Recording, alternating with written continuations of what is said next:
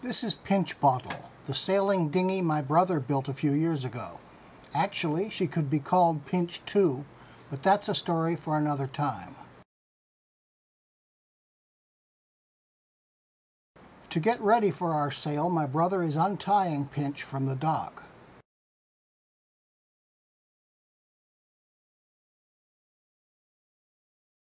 He has to pump some rainwater from her bilge before we set out.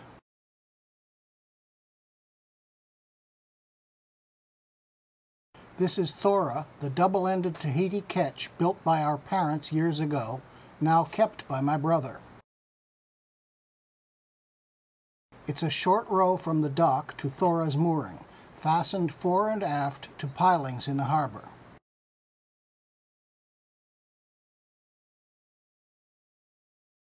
Thora hasn't been hauled for cleaning the bottom, so her topsides are green with algae at the waterline.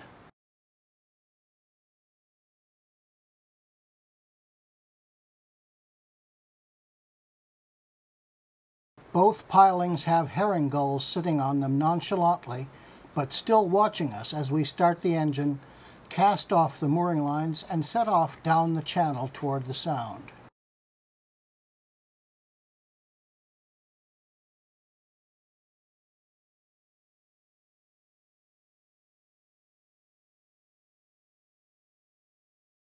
Pinch rides behind Thora, her painter tied short as we thread our way through the very narrow channel with risky shoals on both sides.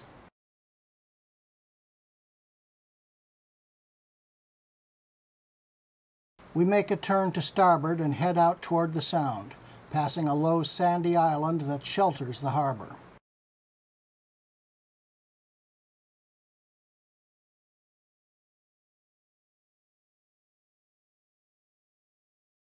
Passing a family of swans on the shore near one of the beach houses on the island.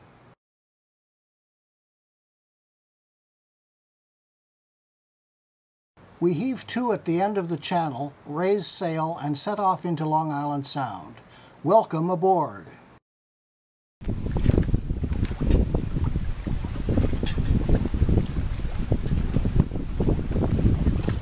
Close to shore, the waters of the Sound are still fairly flat, and the wind is relatively gentle.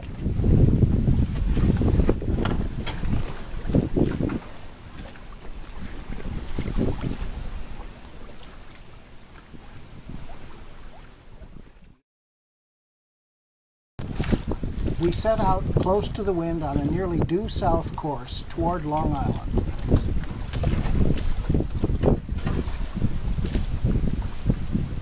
We let Pinch's painter out so she can ride more easily as we sail, drawing away from the Connecticut shore.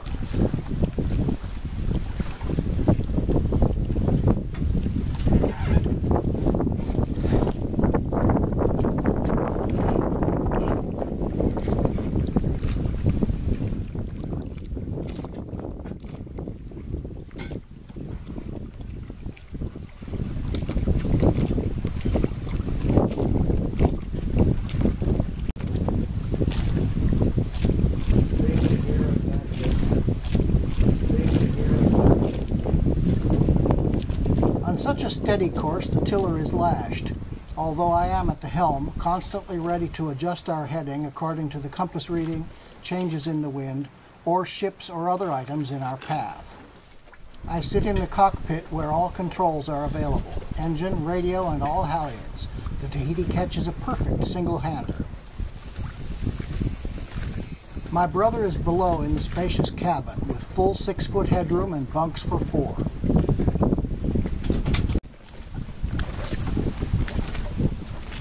Yet there is full visibility at the helm.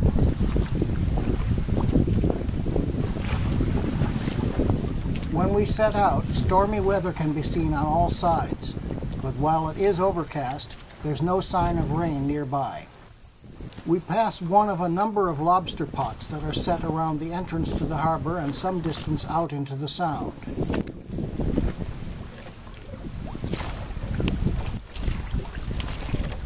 We're making good headway, but on this unruffled sea we hear little other than the water lapping against our hull and being parted by Pinch as she gently rides over our shallow wake.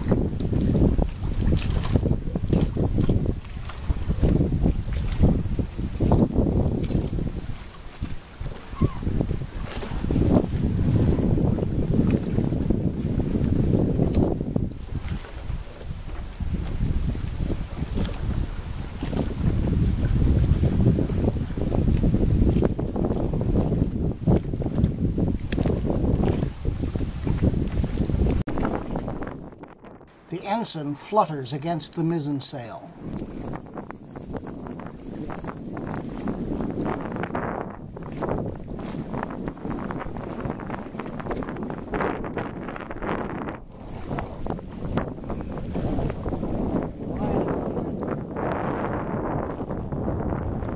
The mainsail pulls against the mast hoops which fasten it to the mast.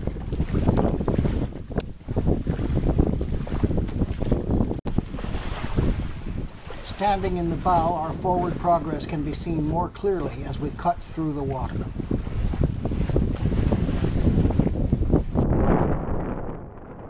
Looking aft, the tiller strains against its lash as we sail close-hauled to the wind, picking up speed in a brisker breeze as we get farther from shore.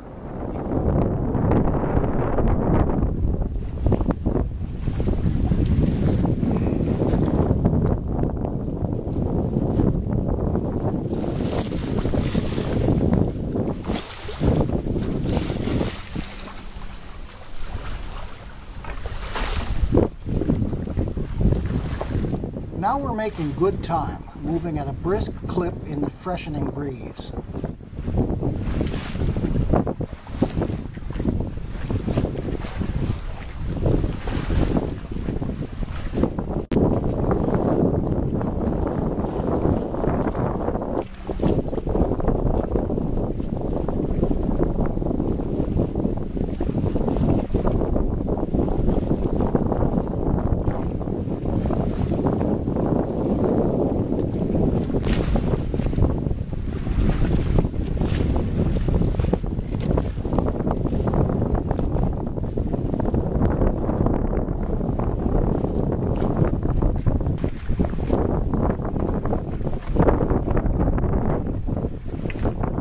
Just for the heck of it, we set out a trolling line on the chance that a bluefish might take a bite. And my brother checks the weather radar while we still can reach a signal from a cell tower. But the weather appears to be clearing some around us. The fishing pole rests against a mizzen shroud where we'll hear if a fish should bite.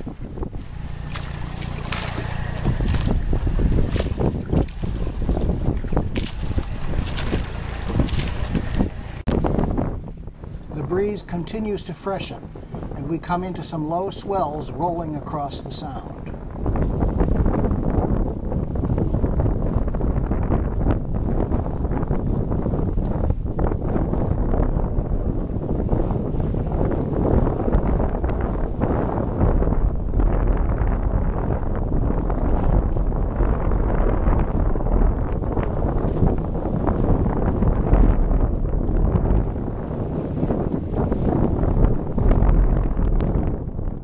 Thora gently pitches and rolls across the swells.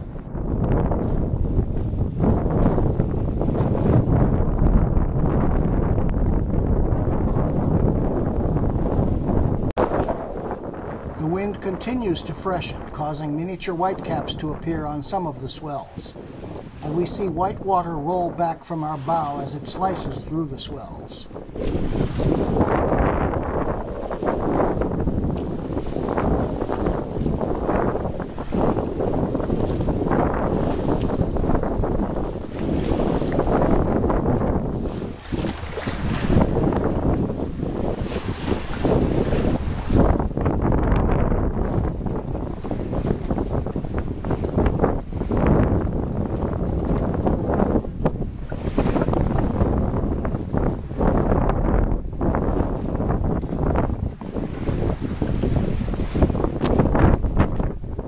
We're now close to halfway across the sound and in the main shipping lanes.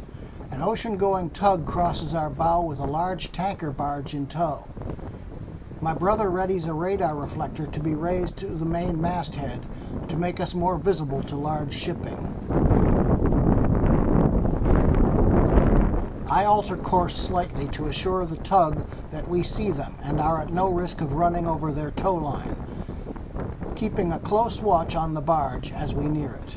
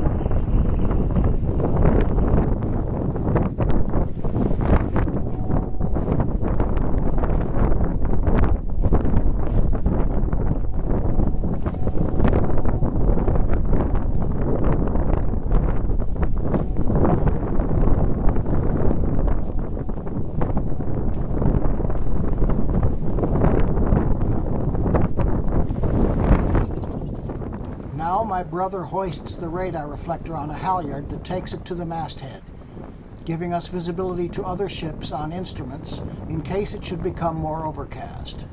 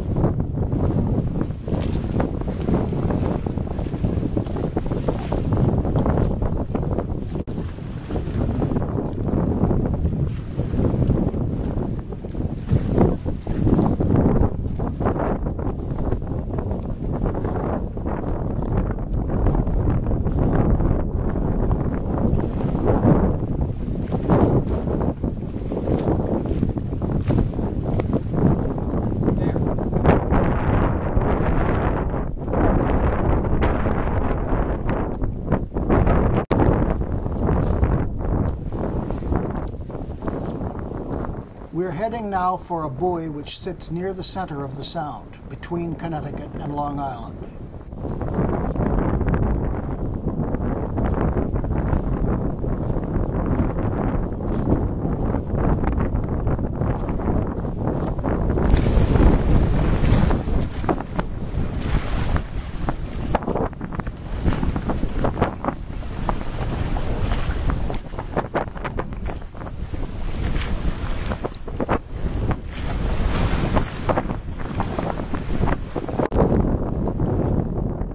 The breeze continues to freshen and we're pointing very close to the wind while being set down on the buoy by the strong current of the Sound.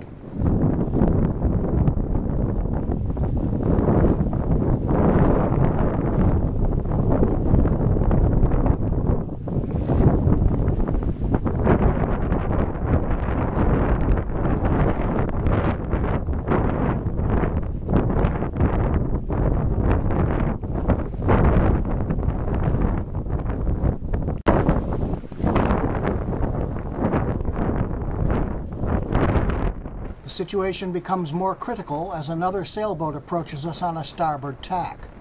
According to the rules of the road, we have to yield to her, and yet we're too close to the buoy to try to change course and pass down current from it. I have to thread the needle between the two, clearly yielding to the oncoming sloop, while not letting us be set onto the buoy in the process.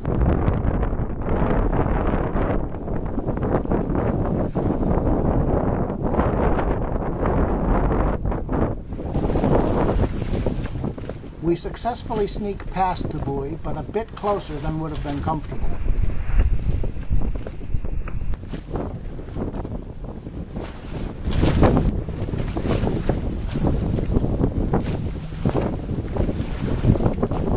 It's good watching it fall behind us, as Pinch nods in agreement.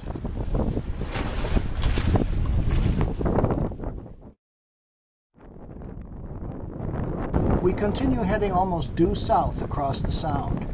Now the Long Island coast is clearly visible and Connecticut has dropped out of sight. Our course is taking us toward Matatuck Harbor on Long Island's north shore. The swells are higher, the wind stronger, and the bow pitches more as we cut through the seas.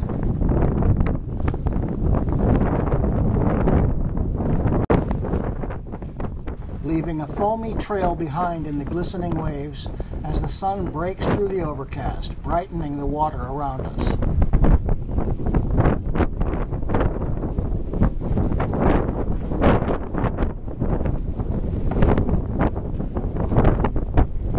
Our ability to come and go from our mooring back in Connecticut is dependent on the tide and current. An unfavorable current presents a significant hazard, so we have to time our return in accordance with the tide. If we sail all the way to the Long Island shore, we won't be able to return to our mooring until tomorrow, on the next favorable tide.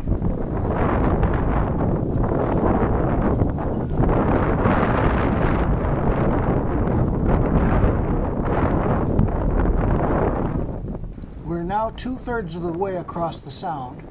Time to come about and head back toward Connecticut. Okay, ready about, helms a lee.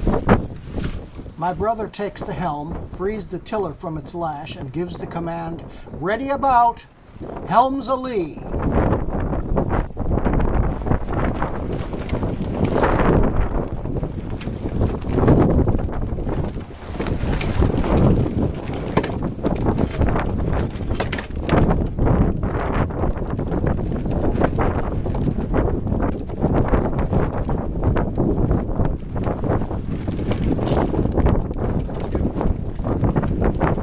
The first attempt is unsuccessful. She begins to fall into irons, so we fall off to make another attempt. Fall off and try again.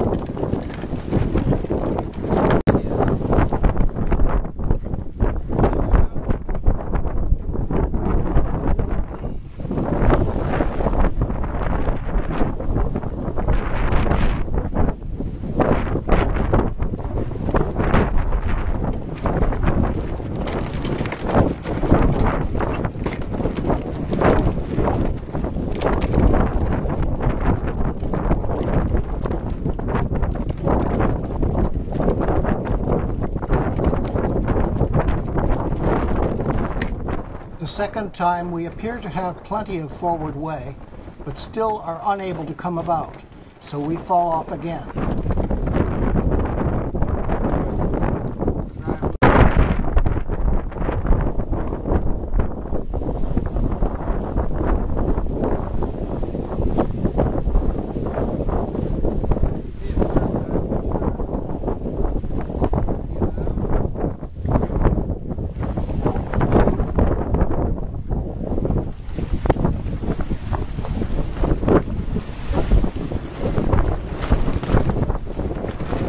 Getting good headway again. On the third try, it's close, but to make sure, I back the main, holding the sheet to keep the sail full, so it helps push us around onto the starboard tack.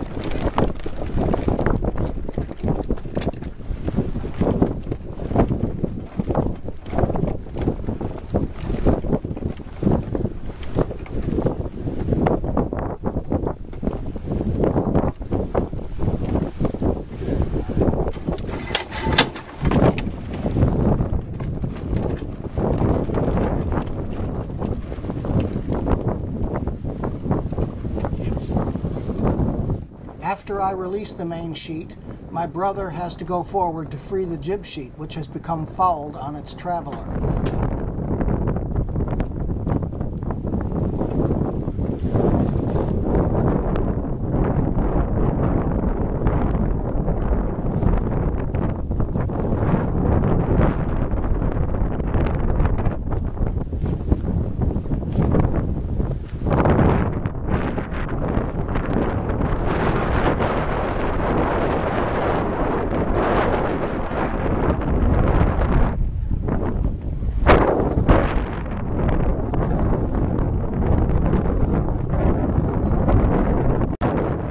Now we fall off to run before the wind, loosening the sheets to adjust to this new heading. Actually moving a deal faster on this heading than we did before while close hauled. Still we roll and ride the swells, driving forward, leaving a foamy wake behind.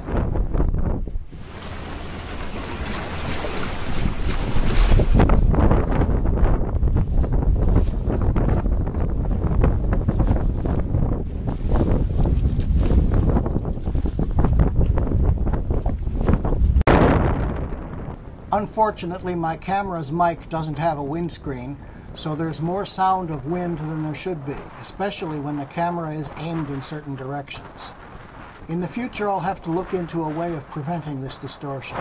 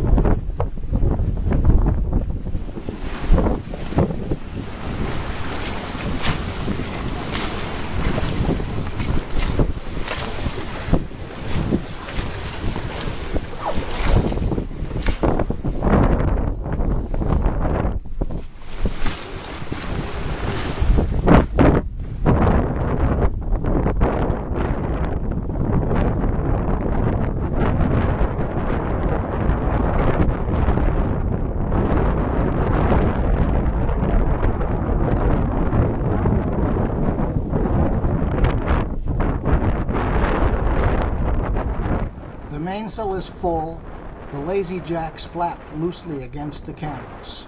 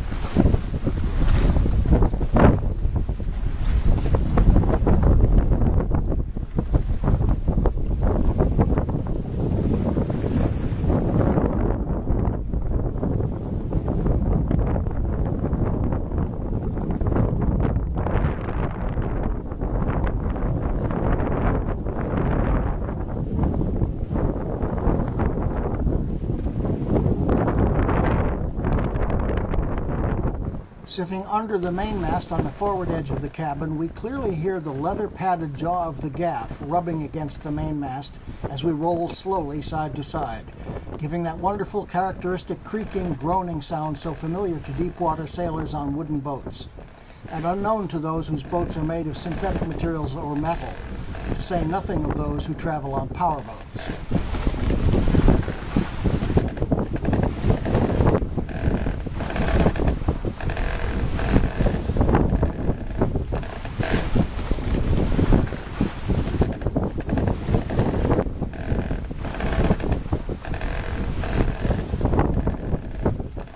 Working anchor, a plow is slung below the starboard whisker shroud, its chain running through a chock on the bowsprit, wrapped around the winch, then cinched tight to the bit post.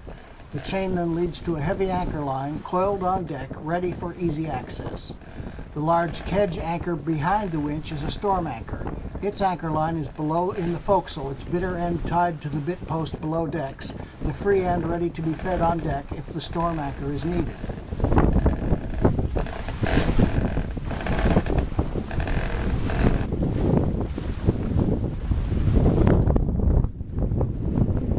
The Connecticut shore is now visible through the haze, and we see that we have been set a good deal to the east of our destination by the current. So we alter course, falling off until we're running directly before the wind, letting the sheets out to allow the main and mizzen to fill completely. The jib is blanketed on such a course so it doesn't fill.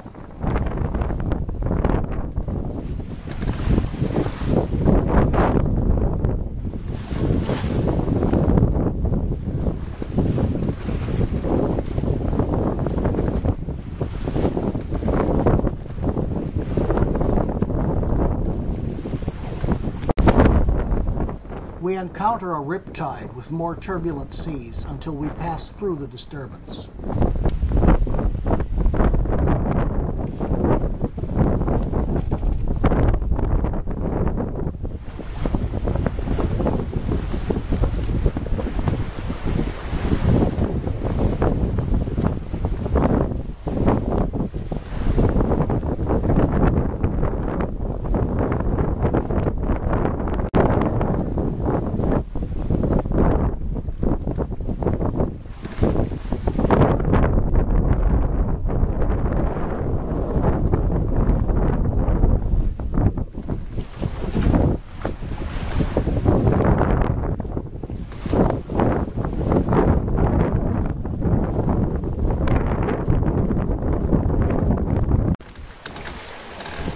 We're now at some risk of a jibe, so we bring the mizzen across, sailing wing and way, completely blocking the jib but giving us the best use of the wind behind us. This is a deceptive course. We seem to be nearly still, but actually are making very good speed.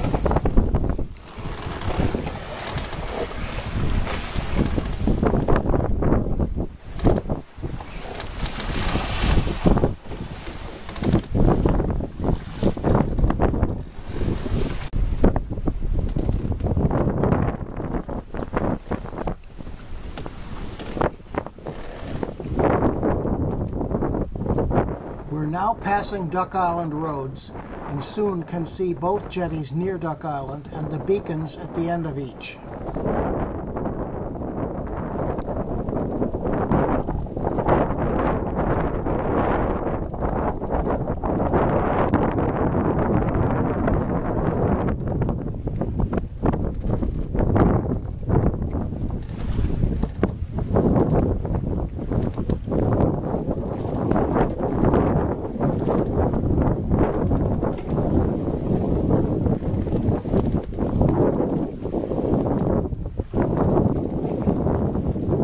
Our harbor is just to the west of the westernmost jetty, which we round before heaving to, lowering sail and heading toward home port.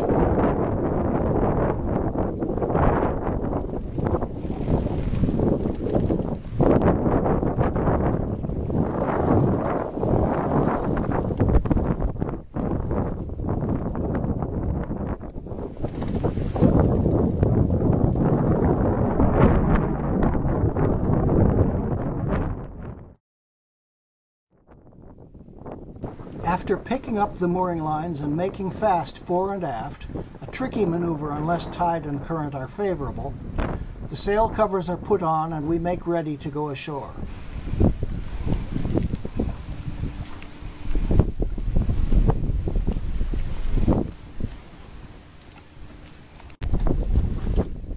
Pinch is tied alongside to avoid entanglement while mooring, and then to make it easier to get aboard her for the row back ashore.